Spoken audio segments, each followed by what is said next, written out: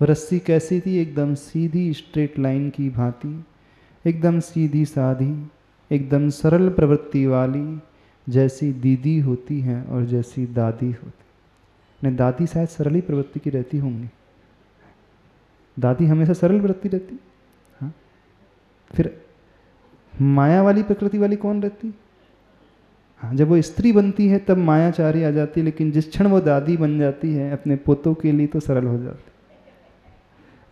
जब वो दीदी रहती है, यानी जब बहन के रूप में आती है, ब्रह्मचारिणी के रूप में आती है, तो एकदम सरल हो जाती है। लेकिन वही जब स्त्री पर्याय के रूप में आती है, उस समय वो वक्र हो जाती होगी। हमें थोड़ा समझा तो बताते तो कैसा होता है, आप लोगों के साथ कैसा होता है? आप कब सीधे रहते हैं और कब वक्र हो जाते हैं? हाँ, कुटिल हो जाते हैं, मायाचारी से, छल से भर जाते हैं, कब किसके लिए सरल रहते हैं?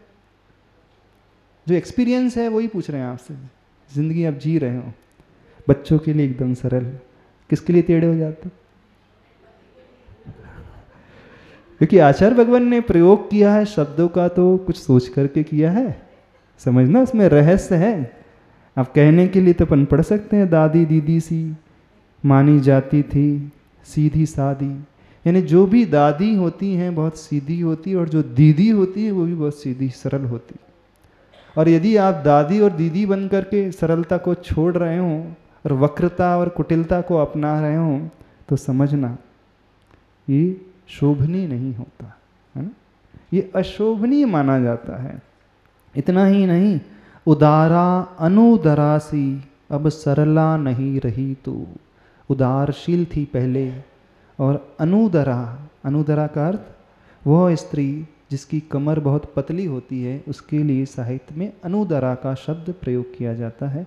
यानी अनुदरा का अर्थ जिसका उदर, उदर का अर्थ होता है पेट, जिसका पेट नहीं हो, कहने का मतलब इसका पेट बहुत कम होता है। पहले बहुत सरल थी तू, लेकिन अब नहीं रही, घनी हटीली बनी है, घनी गठीली बनी है। ने हट से भर चुकी है और गठान से भर चुकी है तू। हट छोड़ कर गांठ को ढीली छोड़, अन्यथा पश्चाताप हाथ लगेगा तुझे। चंद पलों में जब अविभाज्य जीवन तेरा विभाजित होगा दो भागों में, और इस निंदकार के प्रति छी छी थू थू कर धिक्कारती सी रसना गांठ के संधे स्थान पर लार छोड़ती है। परिणाम यह हुआ कि रस्सी हिल उठी अपने भयावह भविष्य से, और कुछ ही पलों में गांठ भीगी, नरमाई आई उसमें ढीली पड़ी वह, फिर क्या पूछो दांतों में गरमाई आई सफलता को देखकर। ऊपरिल और निचले सामने के सभी दांत तुरंत गांठ को खोलते हैं। गांठ कब खुलती है? जब नरमाई आती है। हाँ, हट छोड़कर गांठ को ढीली छोड़, अन्यथा क्या हाथ लगेगा सिवाय पश्चाताप के, सिवाय पछताने के कुछ भी हाथ नहीं लगेगा। क्यों? क्योंकि जब गठान खुलती नहीं है तो उसे उस अविभाजित रस्सी को, धागे को दो भागों में विभाजित कर दिया जाता है कैंची आदि से। यानी जो अविभाज्य था अभी तक वह विभाजित हो जाता था। जो एकता के सूत्र में बंधा हुआ था अब वह खंडित हो जाता है, वह अखंड नहीं रह पाता है, अब वह छिन्न भिन्न हो जाता है, अलग अलग जुदा जुदा हो जाता है। जब तक हम एकता के सूत्र में बंधे रहते हैं, अविभाजित रहते हैं, तभी तक वह बल रहता है, कार्य अच्छे से संपन्न होता है। और जहाँ विभाजन हो जाता है, विभाजन समझते हो कि नहीं? पार्टीशन नहीं समझते? हाँ, आपके घर घर की बात है, कहानी घर घर की जो है। जब तक अविभाजित रहते हैं तो कोई पश्चाताप नहीं, वहाँ सिर्फ आनंद रहता है। लेकिन जब व्यक्ति गांठ को नहीं छोड़ता है तो उसे विभाजन स्वीकार करना होता है। चाहे विभाजन देश का हो, चाहे समाज का हो, चाहे परिवार का हो, चाहे भाई का हो, चाहे रस्सी का हो, चाहे धागे का हो। विभाजन हमेशा पश्चाताप को दे करके जाता है, एक पछतावे के अलावा कुछ भी नहीं दे करके जाता है।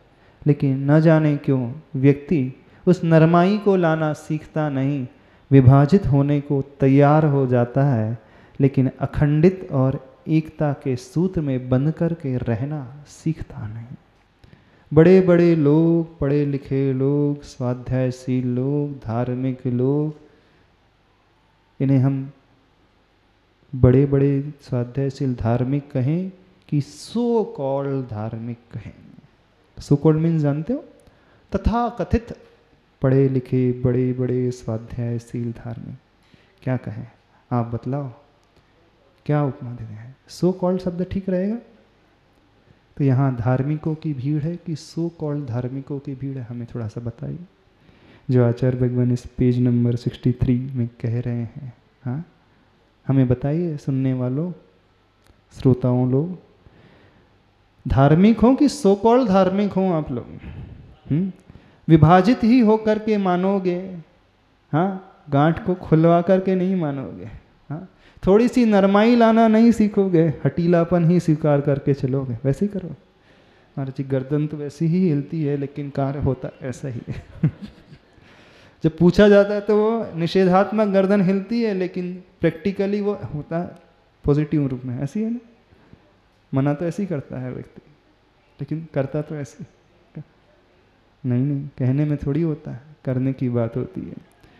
इस निंदा कार्य के प्रति क्या हुआ? छी छी थू थू कह धिक्कारती सी रसना, गांठ के संधि स्थान पर लार छोड़ती है। और जैसे ही लार छूटती है, जो सूखा स्थान था वह अब भीगने लगा, गीला होने लगा। और उसका क्या असर होता है?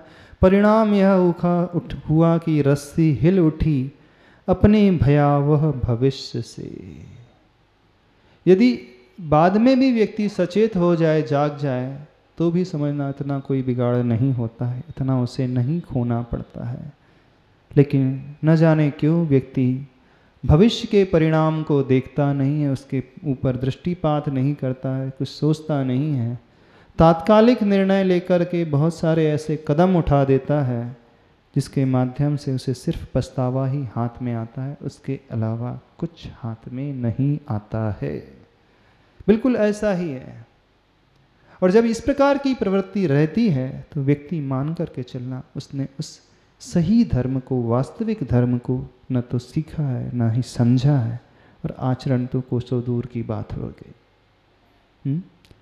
मेन हम आचरण में उसे लाना सीखें। और कुछ ही पलों में गांठ भीगी, नरमाई आई उसमें, ढीली पड़ी वह, फिर क्या पूछो। दांतों में गरमाई आई, अब दांतों को लगने लगा कि अब मैं काम आसानी से कर सकता हूँ।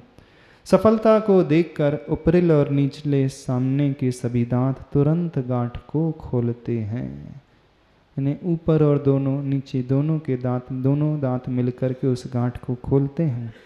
अब रस्सी पूछती है रसना को, जिज्ञासा का भाव ले कि आपके स्वामी को क्या बाधा थी इस गांठ से। सो रसना रहस्य खोलती है, सुन रही रस्सी, मेरे स्वामी संयमी हैं, हिंसा से भयभीत और अहिंसा ही जीवन है उनका। उनका कहना है कि संयम के बिना आदमी नहीं, यानी वही आदमी हैं जो यथा योग सही आदमी है। यथा योग सही आदमी है, वही आदमी होता है।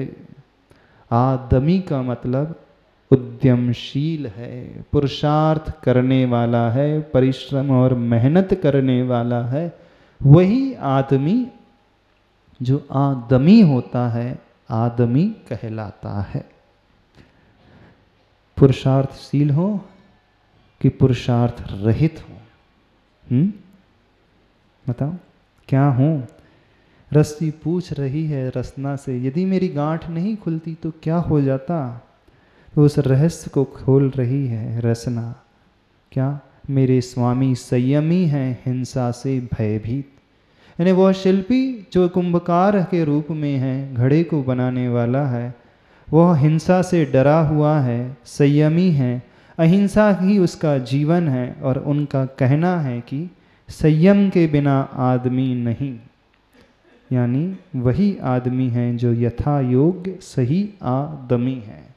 एक आदमी की व्याख्या पुरुषार्थशील उद्यमशील से हुई, लेकिन आचार्य भगवान यहाँ पर जिस आदमी की व्याख्या कर रहे हैं, आदमी से मतलब जो दमनशील है, संयम का पालन करने वाला है, इंद्रियों का दमन करने वाला है, इंद्रियों का विषयी नहीं है, इंद्रियों के विषयों से ऊपर उठा हुआ है, इंद्रियों की लोलुपता में डूबा हुआ नहीं है, इंद्रियों का दास नहीं है, बल्कि इंद्रियों का स्वामी है। और जो अहिंसा का पुजारी होता है वह इंद्रियों का दास नहीं बनता है, बल्कि इंद्रियों के ऊपर विजय करके आगे बढ़ने वाला होता है। लेकिन सारे के सारे जो हैं इंद्रियों के दास बैठे हैं, नहीं बैठे, इंद्रियों के गुलाम बैठे हैं, नहीं। अहिंसा ही उनका जीवन है, क्योंकि जब जब व्यक्ति इंद्रियों का दास बन जाता है तो वो अहिंसा का पालन कर ही नहीं सकता है। नियम से, निश्चित से वहाँ पर हिंसा अवश्यम भावी होती ही है, नियम है। जो इंद्रियों के विषयों से ऊपर उठता है, यानी इंद्रियों के ऊपर कंट्रोल करना जानता है, वही व्यक्ति उन जीवों के घात से बच सकता है, उस हिंसा से बच सकता है।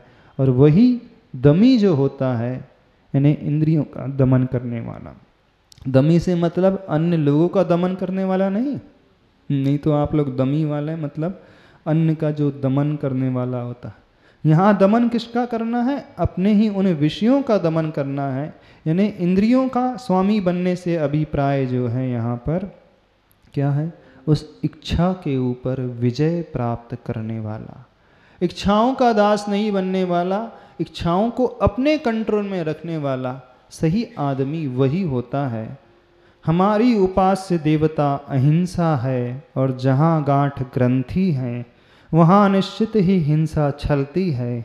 अर्थ यह हुआ कि ग्रंथि हिंसा की संपादिका है, और निर्ग्रंथ दशा में ही अहिंसा पलती है, पल पल पनपती है, बल पाती है। हम निर्ग्रंथ पंथ के पथिक हैं, इसी पंथ की हमारे यहाँ चर्चा अर्चा प्रशंसा सदा चलती रहती है। यह जीवन इसी भांति आगे आगे भी चलता रहे, बस। समझ रहे हो आदमी कि नहीं? हाँ महाराज जी, हम इंद्रियों का तो दमन नहीं करते हैं, हाँ अन्य लोगों का तो दमन करना हो तो बता दो आप। किसको कैसे दबाना है, किसको कैसे कंट्रोल में रखना है, अपनी आज्ञा में चलाना है। हर एक की नस पकड़ करके रखी है हमने, हाँ उस नस को दबाते ही वो तुरंत मेरे कंट्रोल में आ जाता है, ठीक है ना? सबका कंट्रोल दूसरों के ऊपर है, सिवाय अपने आप को छोड़ करके। हाँ, आपने दूसरी की कंट्रोलिंग बटन अपने हाथ में ले करके रखी है, और आपकी बटन उसके पास नहीं। हर व्यक्ति दूसरे को दबा करके दमन करके जीना चाह रहा है, और जहाँ दूसरों को दमन करने की बात आती है वहीं हिंसा होती है। जहाँ स्वयं की इच्छाओं की दमन की बात आती वहीं अहिंसा का पालन होता है, और अहिंसा का पालन करने वाला ही सही पथिक है, वही हमारा उपास्य देवता है अहिंसा। नहीं, हम किसी और देव की, किसी और भगवान की पूजा नहीं कर रहे हैं। किसकी पूजा कर रहे हैं? जिसके पास वो अहिंसा है, यानी जिसके पास ये क्वालिटी है, जिसके पास ये गुण है, वो ही हमारी उपास्य है। हमारी उपास्य या हमारा उपास्य देवता नहीं, क्योंकि संस्कृत में देवता स्त्रीलिंग में प्रयोग होता है, इस कारण। तो हमारी उपास्य देवता अहिंसा है, और जहाँ गांठ ग्रंथि है वहाँ निश्चित ही हिंसा छलती है। अर्थ यह हुआ कि ग्रंथि हिंसा की संपादिका है, और निर्ग्रंथ दशा में ही अहिंसा पलती है, पल पल पनपती है, बल पाती है। गांठ का अर्थ ग्रंथ, ग्रंथि, और ग्रंथ का अर्थ परिग्रह। समझो, इस कारण जो मुनिराज होते हैं, साधु होते हैं, उन्हें क्या कहा जाता है? निर्ग्रंथ, है ना? जिसके भीतर कोई ग्रंथ नहीं होता, ये शास्त्र रूपी ग्रंथ नहीं, जिसके भीतर नहीं, जिसके मन में कोई ग्रंथि होती है, और ना ही जिसके पास बाहर का कोई ग्रंथ यानी परिग्रह होता है।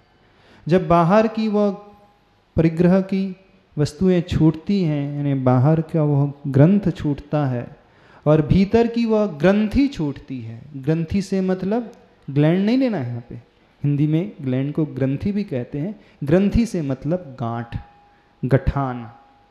तो बाहर वस्तु रूप ग्रंथ और मन में जो है किसी के प्रति गठान बन जाना।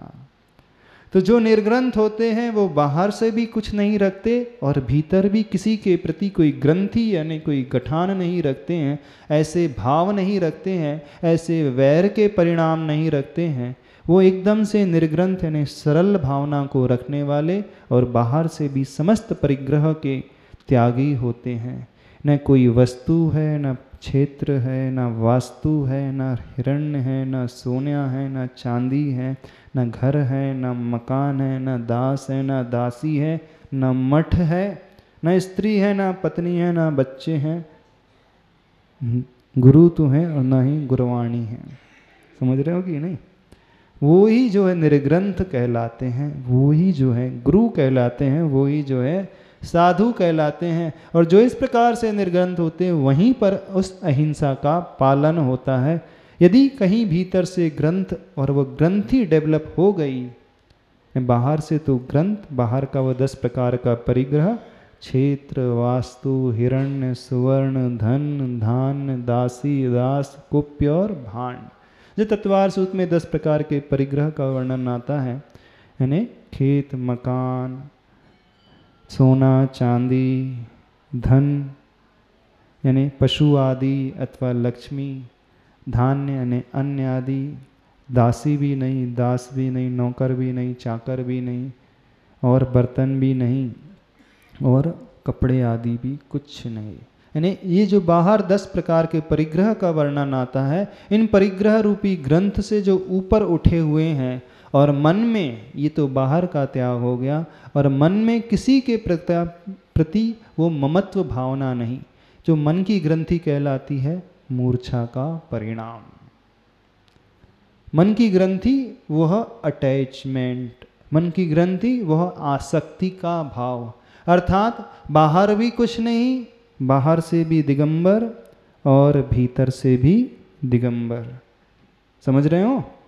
बाहर भी कोई आडंबर नहीं, कोई पैसा नहीं, कोई धन धान नहीं, कोई वस्तु नहीं, कोई क्षेत्र नहीं, कुछ भी नहीं, और मन में भी किसी प्रकार के ऐसे भाव नहीं। तो निर्ग्रंथ दशा में ही अहिंसा पलती है।